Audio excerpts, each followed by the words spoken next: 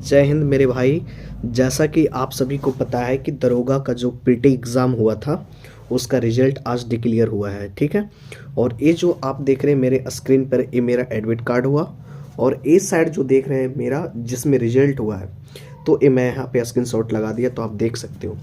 तो भाई इसके पीछे क्या है कि सबसे बड़ा फैक्ट ये होता है कि जैसे कि कोई भी एग्ज़ाम को रिजल्ट बनाने के लिए ना तुम्हारे पास कॉन्सेप्ट होना ज़रूरी होता है मेरे भाई।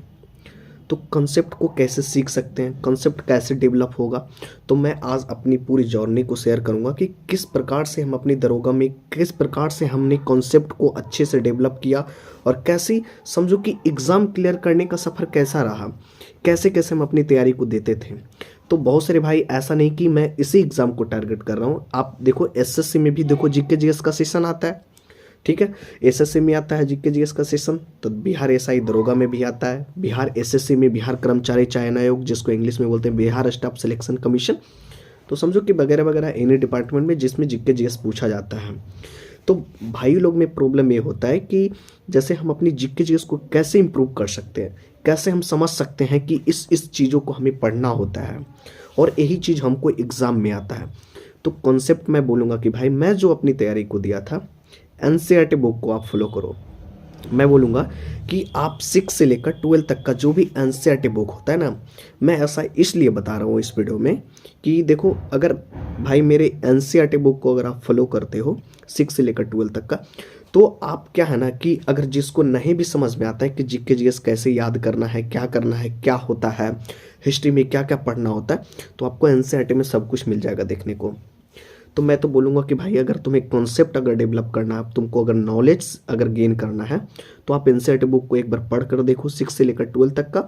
उसका पीडीएफ भी आपको मिल जाएगा, और जैसे वीडियो खत्म होगा तो मैं पीडीएफ भी दे दूंगा। अगर पीडीएफ के माध्यम से अगर आप लोग पढ़ना चाहते हैं तो पीडीएफ से कर लो, कोई दिक्कत नहीं है।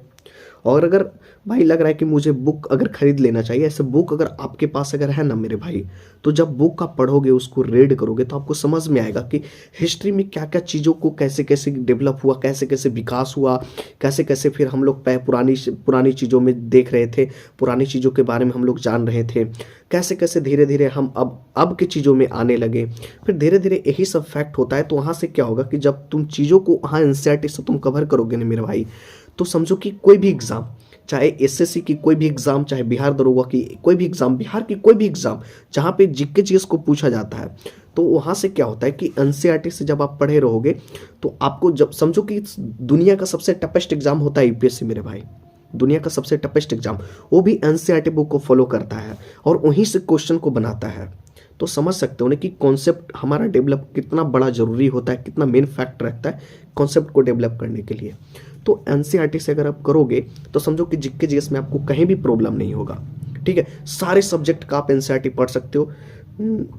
जैसे मैं बता दूं, हिस्ट्री का ले लो, पॉलिटी का ले लो, इकोनॉमिक का ले लो, ज्योग्राफी का ले लो, सब कुछ का जब वहाँ से पढ़ोगे 6 से लेकर 12 तक का, तो भाई क्या होगा ना कि आपको जीके जीएस समझ में आने लगेगा कि क्या क्या चीज़ों को पढ़ना है, क्या क्या चीज़ें इसमें दिया रहता है।